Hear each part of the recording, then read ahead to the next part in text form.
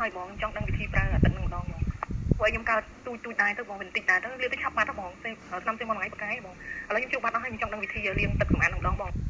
អូនទឹកហ្នឹងអូនលាបមួយថ្ងៃ2ដងទៅណាលាបតែ2ថ្ងៃបានហើយមួយថ្ងៃក៏បាន2ថ្ងៃបានមួយថ្ងៃលាប2ដងទៅទឹកគឺលាបធម្មតាទៅអូនដាក់វានឹងសលៃបាល់ជីកហើយគេលក់វាហើយយកមកតបកន្លែងកើតណា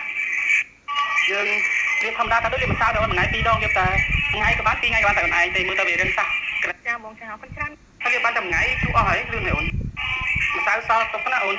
ហ្នឹងហើយទុកទៅគីឡូវានៅកន្លែងផ្សេងទៀតយើងមើលឃើញទីគីឡូមួយថ្ងៃថ្ងៃទៀតឃើញអញ្ចឹងម្សៅកំចោលខ្ញុំវាទូចដែរហ្នឹងបងវាផាច់ជាទូចប៉ុនជើងធូប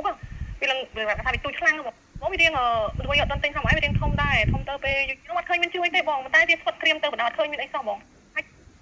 គេវាទូចពេកទៅខ្ញុំមើលអត់ឃើញក៏វាជួយតាមពេលខ្ញុំបាត់ជើងទូចបាត់ជើងអីទៅក៏ជួយតាមវីដេអូទៅខ្ញុំឲ្យពេទ្យមើល